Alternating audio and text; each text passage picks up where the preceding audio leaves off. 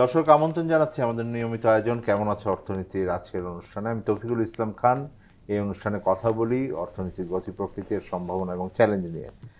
দর্শক, আমরা আজকে আলোচনা করব যে বাংলাদেশে কর আদায় পরিস্থিতি কেন উন্নতি দরকার, এবং এই বিষয়ে আলোচনা করবার জন্য আমি দুজন সংবাদ মাধ্যমের বিশিষ্ট সাংবাদিক যারা এই বিষয়েই দীর্ঘদিন ধরে কাজ করছেন তাদেরকে ডেকেছি। তাদের মতামত শুনবো, কারণ তারা মোটামুটি বিভিন্ন অংশীজনের সাথে আলোচনা করেন। কারণ কর আদায় বিষয়টা এত সংবেদনশীল যে এখানে ব্যবসায়ী থেকে শুরু করে সাধারণ মানুষ যারা আছেন, সরকারি পর্যায়ে যারা কর্মকর্তা আছেন, এই বিষয়ে যারা বিভিন্ন গবেষণা করেন, সবারই বিভিন্ন ধরনের মতামত আছেন। সেই সামগ্রিক মতামতটাকে আমরা তুলে আনার চেষ্টা করব আজকে আলোচনায়। আমাদের সাথে উপস্থিত আছেন রিয়াদ হোসেন, তিনি সিনিয়র করেসপন্ডেন্ট বাংলাদেশের অর্থনীতি বিষয়ক অন্যতম সংবাদ পত্রিকা বিজনেস স্ট্যান্ডার্ডের, এবং আমার সাথে আছেন রুহুল আমিন, তিনি সিনিয়র সাংবাদিক। আপনাদের দুজনকেই ধন্যবাদ জানাচ্ছি। দর্শক, আলোচনাটা শুরু করবার আগে বাংলাদেশ টেলিভিশনের এই বিষয়ে একটা প্রতিবেদন দেখে আসি, তারপর আলোচনা শুরু করছি।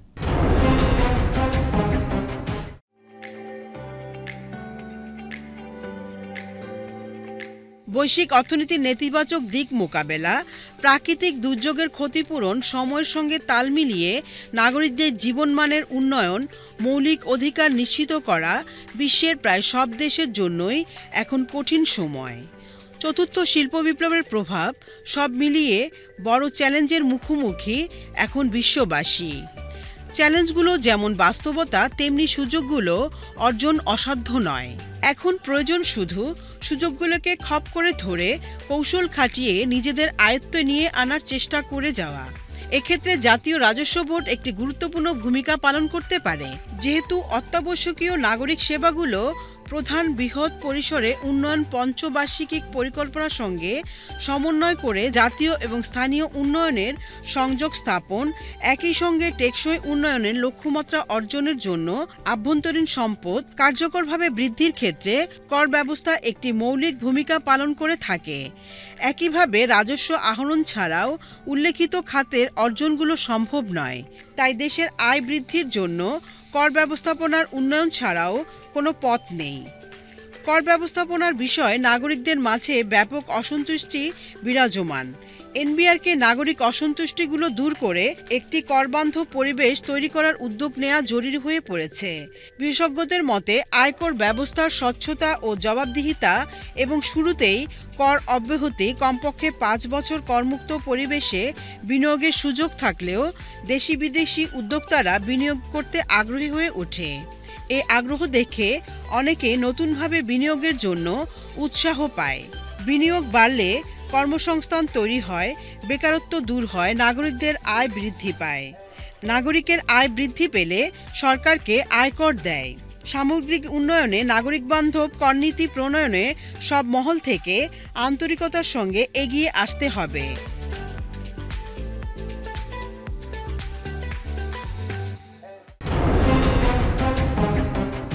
আমাদের দেশের যে অর্থনীতির আকার, তার হিসাবে যদি বলি তাহলে এটা 8%-এরও নিচে থাকে, যেটা স্বাভাবিকভাবে আমরা বুঝি যে 12-14, কোনো কোনো দেশের, আমাদের মতন দেশের 12-14% অন্তত থাকা উচিত। তার মানে যদি অন্য কিছুও না চিন্তা করি, অন্তত যা আমরা এখন আদায় করছি তার অন্তত 1.5 গুণ অন্তত আদায় হওয়া উচিত, যদি দ্বিগুণ যদি নাও হয়।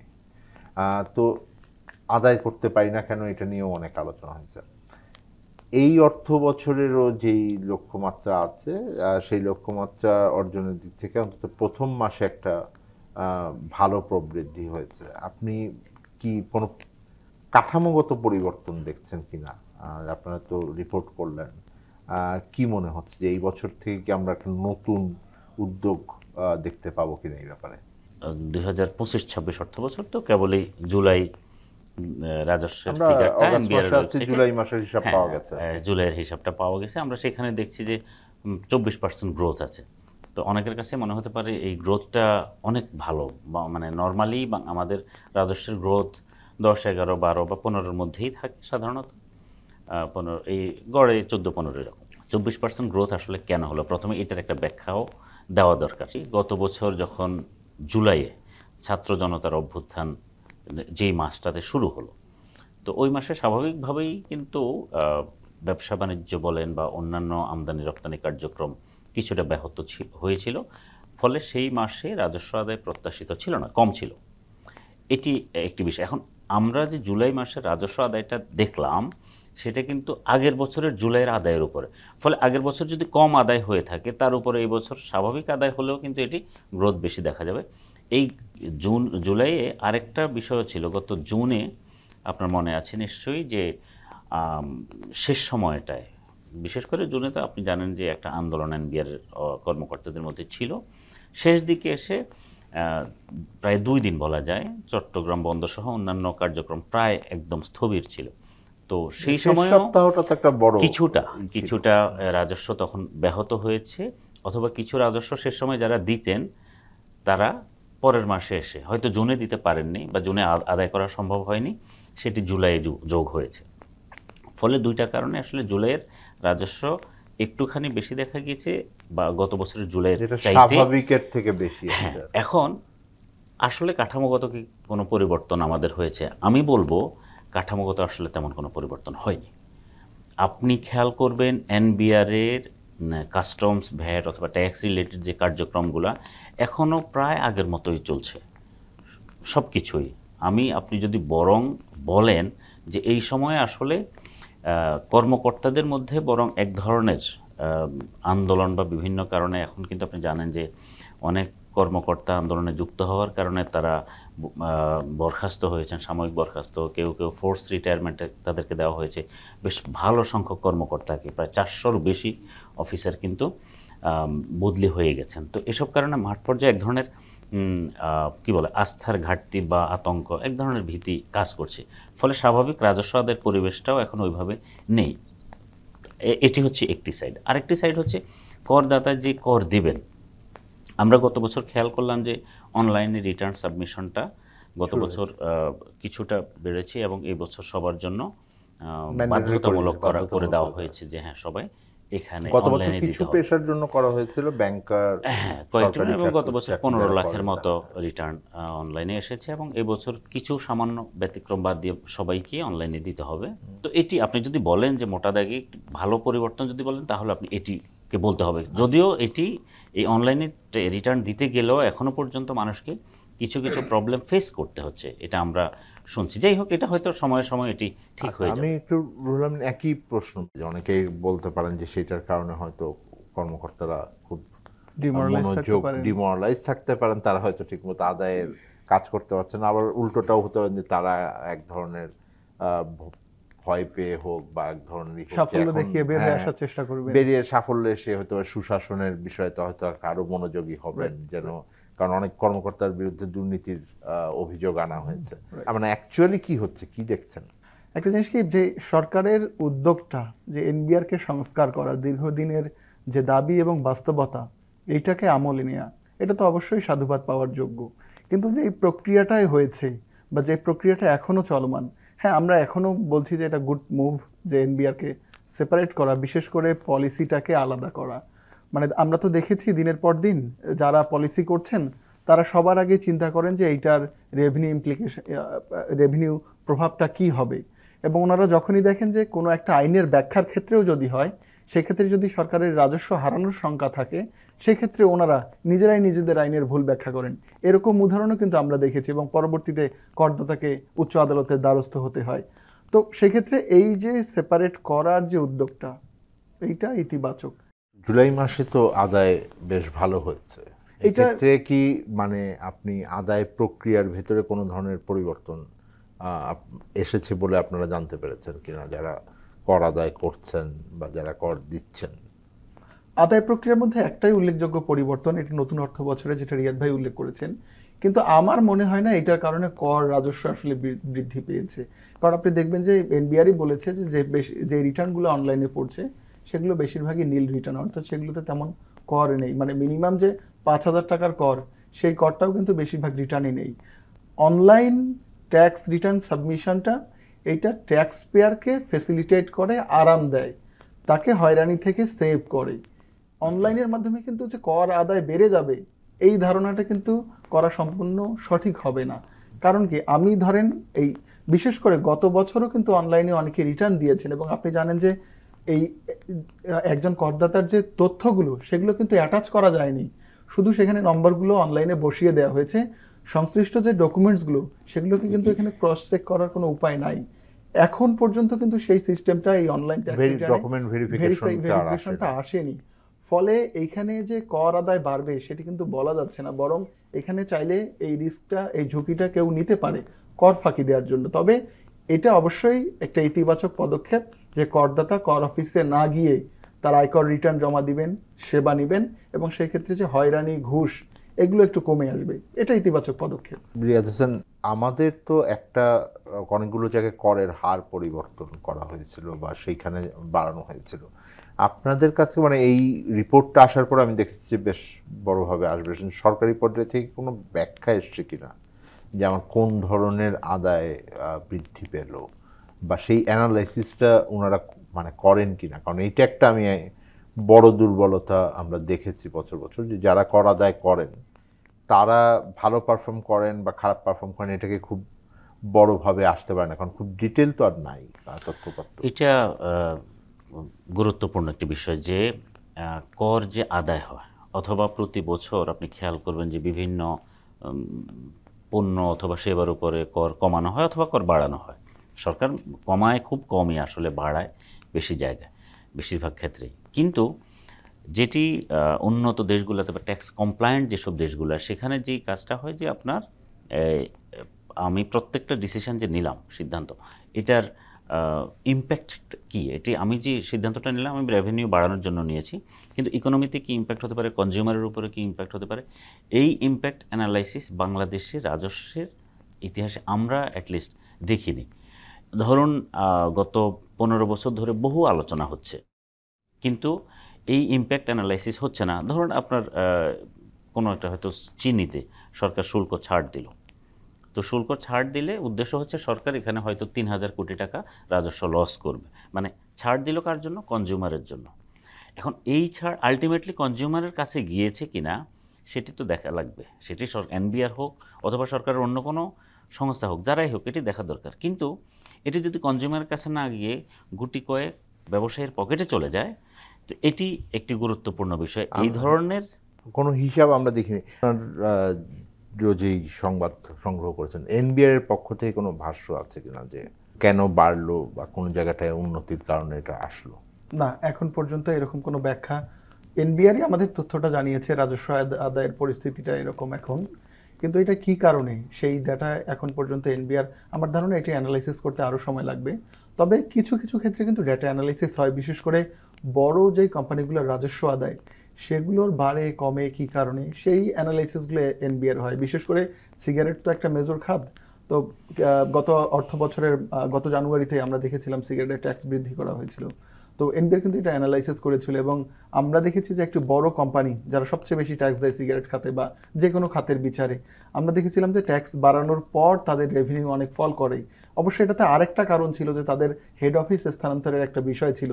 তো এই দুইটা কারণে আমরা দেখেছিলাম যে সিগারেটের যে ট্যাক্স বাড়ানো হয়েছিল সেটা কারণে যতটুকু প্রত্যাশা করা হয়েছিল রাজস্ব বাড়বে, সেটি কিন্তু হয় নাই।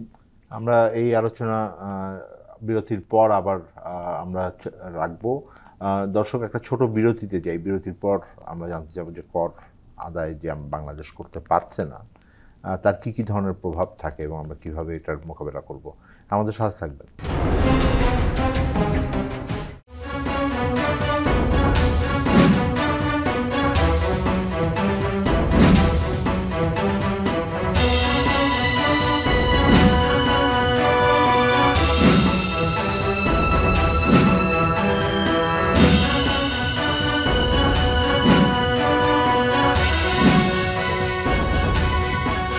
আগামীর বাংলাদেশ, বিশেষ টক শো আগামীর বাংলাদেশ দেখবেন প্রতিদিন রাত 11টায়।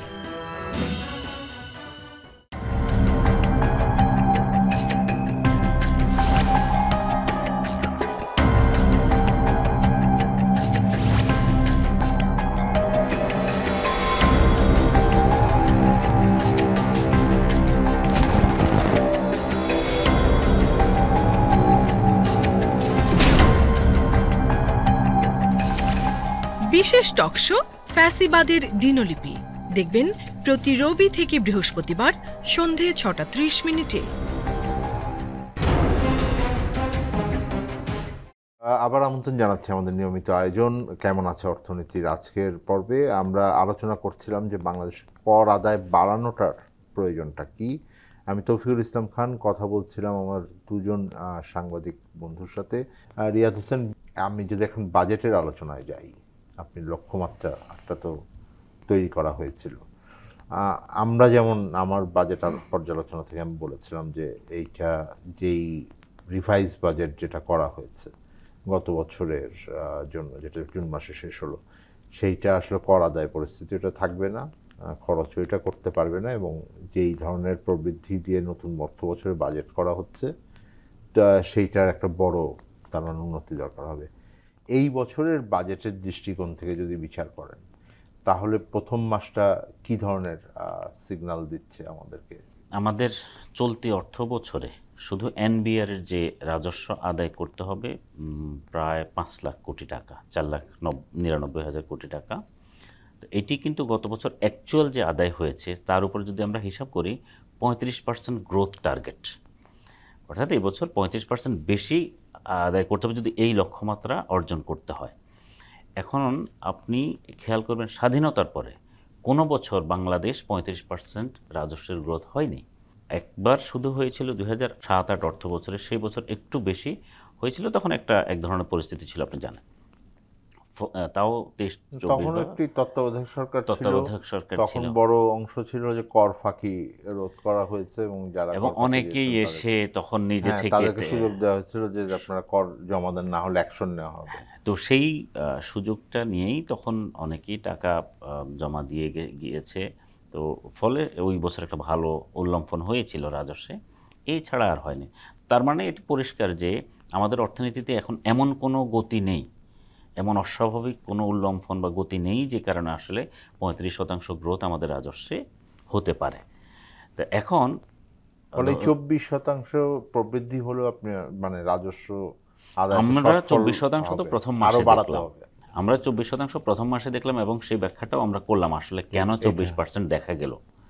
তো ফলে স্বাভাবিকভাবেই বোঝা যাচ্ছে যে এই প্রথমত 24%-এর এই গ্রোথ রেটও থাকবে না আগামী মাসগুলোতে, আমরা এটা পরিষ্কার হতে থাকবো। আপনার রাজস্ব আসবে কি জন্য? রাজস্ব আসবে আপনার যদি দেশে বিনিয়োগ থাকে, দেশে অর্থনীতির একটা গতি থাকে।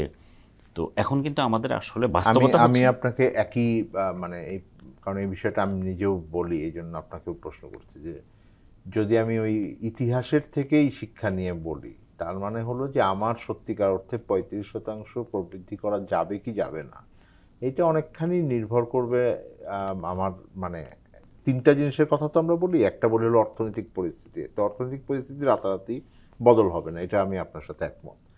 দ্বিতীয় আমি মনে করি যে একটা বড় জায়গা হলো যে আমার সংস্কারের জায়গাগুলো রয়েছে, আমি সেই জায়গাগুলোতে আমরা যদি করতে পারি, এবং তার সাথে যুক্ত কিন্তু তার বাইরেও এফোর্ট দেওয়া, সেটা হলো যে আমরা জানি যে কর আদায় হয় না, কারণ হলো দুর্নীতি আছে এটার ভিতরে।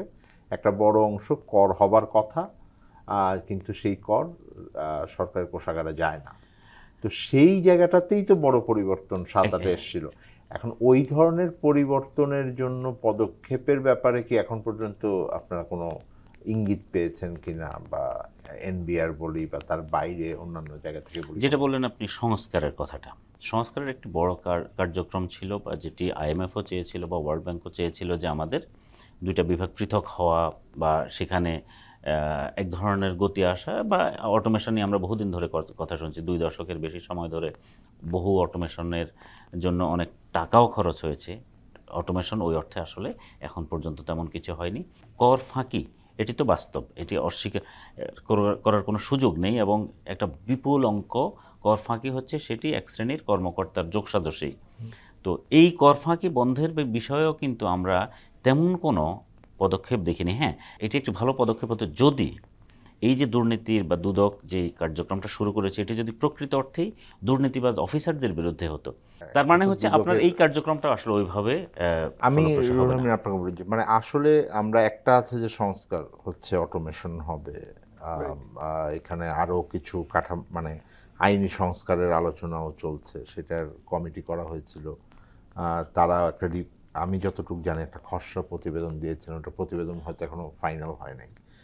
এর ভিতরে সরকার কিন্তু সংস্কারের বেশ কিছু পদক্ষেপ নিয়েছে, মানে একটা আমরা এনবিআরকে পৃথক করার আলোচনা যতখানি করেছি ওইগুলো হয়তো অতখানি আমরা করি নাই। বিশ্বব্যাংকের সাথে একটা প্রকল্প নেওয়া হয়েছে।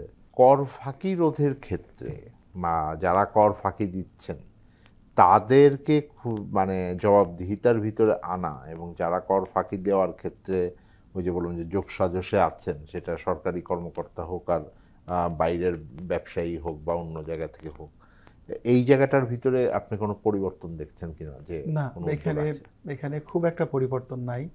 আপনি এইটা আসলে শুধু এনবিআর কেন্দ্রিক যদি চিন্তা করে দেখেন তাহলে বোধহয় একটু বড় পরিসরে চিন্তা করে দেখা উচিত যে ওভারঅল রাষ্ট্রের গুড গভর্নেন্স সিনারিও কি চেঞ্জ হয়েছে কিনা। হ্যাঁ, রাষ্ট্রের গুম বন্ধ হয়েছে এখন পর্যন্ত, আমরা যেটা জোর দিয়ে বলতে পারি। এক্সট্রা জুডিশিয়াল কিলিং সেই অর্থে হচ্ছে না, কিন্তু এই যে মানে যারা এর বাইরে যে অন্যায়গুলা, বিশেষ করে ফাইন্যান্সিয়াল ক্রাইম যারা করছেন বা করবেন ভবিষ্যতে, তাদের বিচার আচারের ক্ষেত্রে কি আমূল কোনো পরিবর্তন এসেছে কিনা।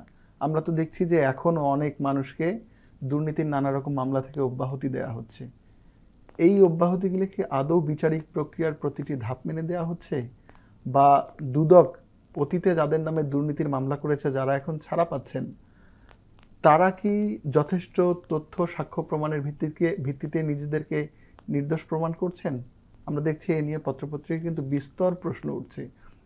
ফলে দুর্নীতি ধরার বা দুর্নীতি রোধ করার রাষ্ট্রীয় যে কৌশল, সেটা নিয়ে সবার আগে প্রশ্ন তোলা উচিত। বাট কর ফাঁকির ক্ষেত্রে এখন যেই প্রকল্পটি এসছে আপনারা দিয়েছেন, যে আমরা বিশ্বব্যাংকের সাথে যে চুক্তি করেছিলাম, এটা যেহেতু ঋণ প্রকল্প, এই টাকাটা আমাদের ফেরতও দিতে হবে, আমরা নিয়েছি, ঠিকমতো কাজে লাগানোটা জরুরি আর কি। হ্যাঁ, তো সেই হিসাবে সেইটার ভেতরে কি আছে যেটা আমরা বাস্তবায়নটা আমরা শুরু করছি এবং টাইম বাউন্ডভাবে করতে পারি, এবং সেই উদ্যোগগুলো আপনারা কি? এখন এটাও একটা জটিলতার দিকে আমার ধারণা চলে গেছে, কারণ প্রকল্পটা যখন নেওয়া হয়েছে তখন কিন্তু এনবিআর একটা ছিল, এই যে 1000 কোটি টাকার একটা বিশ্বব্যাংকের অর্থায়নের প্রকল্পের কথা আপনি বলছেন, কিন্তু এখন তো এনবিআর দুটো। এবং আমরা দেখেছি যে ড্রাফট যে প্রথম যে ইয়াটা হয়েছিল পৃথকীকরণের যে অধ্যাদেশ, সেইটাতে অটোমেশনের বা ইন্টারকানেকশনের যে সংজ্ঞা দেওয়া হয়েছিল, পত্রিকায় যা পড়লাম, এটার মধ্যে আবার পরিবর্তন আছে। ফলে যে প্রকল্পটা এরই মধ্যে নেওয়া হয়েছে, এখানে যে ইতিমধ্যে এনবিআর দুই ভাগে ভাগ হয়ে গেল এবং এনবিআর যে এখানে থাকছে না, তো সেইখানে নিশ্চয় আমরা মানে এটা কিভাবে ফাংশন করবে সরকার, তখন তো এক ধরনের যেটা আমি জানার চেষ্টা করছিলাম সেটা হলো যে এখন যেই অধ্যাদেশটা অনুমোদন হয়েছে, সেই অধ্যাদেশ যদি আসেও সেটার বাস্তবায়ন তো কবে নাগাদ হবে? এই সরকার করতে চায় এরকম স্টেটমেন্ট আমরা কয়েকবারে দেখেছি। অধ্যাদেশ এরই মধ্যে পাশ হয়েছে, ক্যাবিনেট ওকে করেছে, উপদেষ্টা পরিষদ। এখন এটা হয়তো বিধিমালা হবে এবং খুব শিগগিরই আবার এখন একটা নির্বাচনের দিকে দেশ কিন্তু চলে যাচ্ছে।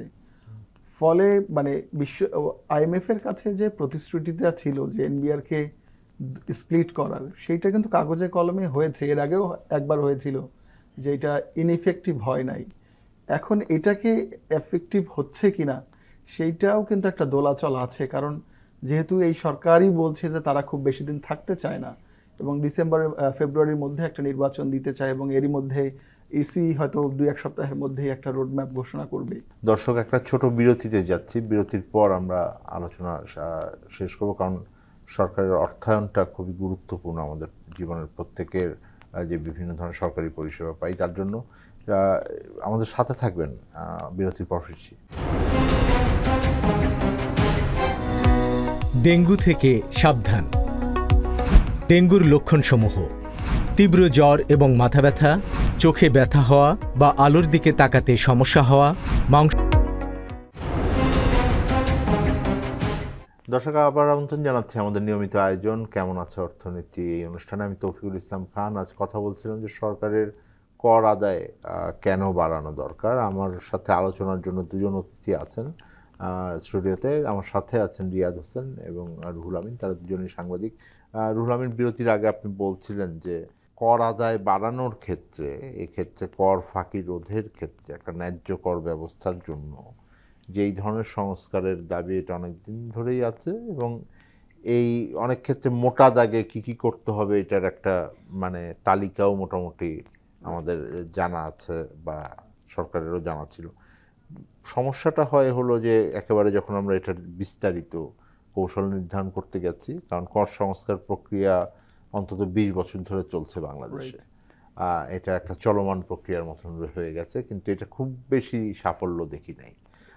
আমি মনে করি যে অন্তর্বর্তীকালীন সরকার দায়িত্ব নেওয়ার পরে যে বিভিন্ন অর্থনৈতিক জায়গায় যে বেশ কিছু সাফল্য আছে, সেইটা একটু ম্রিয়মাণ হয়ে যায় যখন কর আদায়, সরকারি খরচ, এই আলোচনাগুলো আসে। কারণ গত অর্থ বছরেও আমাদের কর জিডিপির অনুপাত আরও কমে গেছে। হ্যাঁ, তো এইটা তো একটা বড় বিষয়। আপনি বলছেন যে নির্বাচনের মানে পথপ্রক্রিয়ার ভেতরে অর্থনৈতিক এই জায়গাটার সংস্কার গতি কমে যাওয়ার কথা কিনা, কিন্তু এইটা তো সাথে তো আলাদা করে মানে এটা গতি হারানোটা উচিত হবে না আমি মনে করি, কারণ অর্থনৈতিক সংস্কারটা গুরুত্বপূর্ণ ছিল। রাজনৈতিক দলগুলোরও তো এই ব্যাপারে একটা ওভারঅল কমিটমেন্ট থাকার কথা, কিন্তু আপনি আশঙ্কা কেন করছেন? আলটিমেটলি তো আমরা দেখছি যে সরকারের আদায় পরিস্থিতি কিন্তু খুব ভালো না, গত অর্থ বছর বলেন বা এবং সরকারের যে দায় দেনা পরিস্থিতি সেটিও কিন্তু একটা উদ্বেগজনক পর্যায়ে আছে। তো এই যে অধ্যাদেশটা যে অনুমোদন হলো, এখন সেটাকে এফেক্টিভ করতে গিয়ে এনবিআর এর কর্মকর্তাদের মধ্যে এখন যে ভীতিটা আছে, এবং সার্বিকভাবে এইখানে ওয়েল অর্গানাইজড না হলে এইটার এই রিস্ক ফ্যাক্টর সরকার অবশ্যই, বর্তমান সরকার বা যে কোনো পলিটিক্যাল সরকারও এটা চিন্তা করবে যে ধরেন আর কতটা সরকারের আদায় পরিস্থিতিকে ঝুঁকিতে ফেলা যায় কিনা, বা এটা আসলে শক্তিশালী আদৌ হবে কিনা। কারণ আপনি নতুন একটি আমরা সেদিন পরিকল্পনা উপদেষ্টার ব্রিফিং শুনছিলাম, তিনি বলছিলেন যে নির্বাচনের আগে একটা রিভাইজ বাজেট করা যায় কিনা, এবং তিনি একই সঙ্গে আরও একটি তথ্য জানিয়েছেন যে এই জুলাইতে এডিপি বাস্তবায়নের হার সর্বনিম্ন মাত্র 1% মতো, না আরো কম, রাইট। তো সার্বিকভাবে পরিস্থিতি ধরেন খুব একটা যে সরকারদের মধ্যে যে বোল্ডনেসটা সেইটার কিন্তু আমি রিয়াজ হোসেন আপনাকে একটু জিজ্ঞেস করি, মানে এই আমরা যেটা বার্ষিক উন্নয়ন কর্মসূচি আমরা বলি, মূলত সরকারের বিনিয়োগ প্রকল্পের বাস্তবায়ন যদি মোটা দাগে বলি, সেইটার শুরুটা তো খুব ভালো হয় নাই, কিন্তু আমাদের রাজস্ব আদায় আবার যদি 24% হয়ে থাকে, অনেক সময় আমরা অভিযোগ করি যে অর্থের অভাবে মানে আমাদের প্রকল্পগুলোকে ধীরগতি করে দেওয়া হয়, অন্যান্য ইনএফিসিয়েন্সি তো আছে। কিন্তু এইবারের মানে এইটার ভিতরে কি একটা লিঙ্কেজ আছে কিনা যে আমি রাজস্ব আদায় ভালো হলো কিন্তু প্রকল্প বাস্তবায়ন করতে পারছি না? দুইটা প্রবলেম আমরা অতীতে থেকে দেখে আসছি। সেটা হচ্ছে আমাদের রাজস্ব আদায়ও ভালো ছিল না, ভালো ছিল না মানে যতটুকু হওয়া উচিত ছিল সেটি হয়নি। আবার আমাদের ব্যয়টাও আমরা সেভাবে করতেও পারতাম না। তো ফলে বাজেট দেওয়ার সময় প্রতিবারই অর্থমন্ত্রী মহোদয় খুব বড় বাজেট দিতেন, বড় রাজস্বের টার্গেট নিতেন, উনি জানতেন যে আসলে এটা কোনোটাই অর্জন হবে না। তো এখন যেটা হচ্ছে যে এই অর্থ বছরে আমরা যেটা একটু আগেই বললাম যে আসলে রাজস্ব যে অনেক অস্বাভাবিক বেড়ে যাবে সেরকম কোনো সম্ভাবনা আমরা দেখছি না। আবার একই সঙ্গে আমার যে উন্নয়ন প্রকল্পগুলো বাস্তবায়ন সেটিরও সম্ভাবনা আমরা কম দেখছি। কারণ আপনি জানেন গত অর্থবছর থেকেই এই উন্নয়ন প্রকল্প বাস্তবায়নে কিছুটা গতি কমেছে, এবং এটি এখনও কিন্তু মেজর কোনো বেশ কিছু উন্নয়ন প্রকল্প কিন্তু কাটছাট হয়েছে। রুহুল আমিন যেটা বলছিলেন যে যদি পরিকল্পনা উপদেষ্টা যদি বলে থাকেন যে এখন একটা সংশোধিত বাজেট দেওয়ার হয়তো প্রয়োজন পড়ে যাচ্ছে, এই আলোচনা আমরা বাজেট দেওয়ার আগে মানে মাত্র তো 1 মাস আগেই 1-1.5 মাস আগেই অনুমোদন হয়েছে বাজেটটা। তো সেই পরিস্থিতিতে আপনি কি মনে করেন যে মানে এখন একটা কি সংশোধনিত বাজেটের কথা কি মানে যেটা মাননীয় উপদেষ্টা বললেন, এইটা কি উনি হয়তো সাংবাদিকদেরকে বলেছেন, এটা কি মানে উপদেষ্টা মণ্ডলীতে আলোচনা হচ্ছে বা উনি ওনার কলিগকে কি বলছেন কিনা?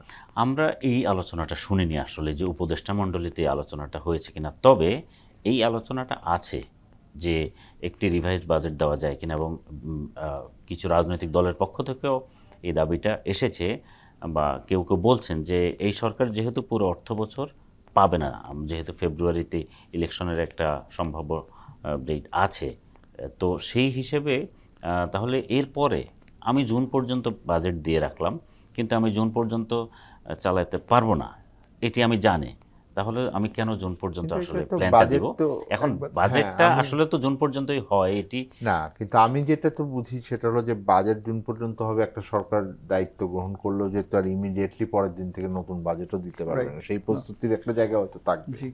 কিন্তু এইটা আমি মনে করি এটা পলিটিক্যাল যতখানি না, তার থেকে হয়তো অর্থনৈতিক কারণ হবে যে আমার Right. মানে টার্গেট আপনি যেটা বলছিলেন যে এখন আর আগেরগুলো খুব বাস্তবসম্মত জায়গায় নাই। আলোচনা একদম শেষ করতে হচ্ছে। আমি যেটা বড়ভাবে আমরা আলোচনায় আনার কথা ছিল যে সত্যিকার অর্থে সরকার যে বিভিন্ন ধরনের সাহায্য কার্যক্রম আছে, উচ্চ মূল্যস্ফীতির ভিতরে আমার যে উন্নয়ন ব্যয় আছে, এর ভিতরে সরকারি কর্মকর্তাদের বেতনের বাড়ানোর একটা প্রক্রিয়ার ভিতরে গেছেন। তো এইগুলোর জন্য যে অর্থটা সংস্থান করা দরকার, তার ভেতরে তো কর আদায়টা একটা গুরুত্বপূর্ণ জায়গা, যে কারণে আমরা কর আদায়ের উপরে এতখানি জোর দিচ্ছি। আপনাদের দুজনকে ধন্যবাদ জানিয়ে আজকে শেষ করি আলোচনা।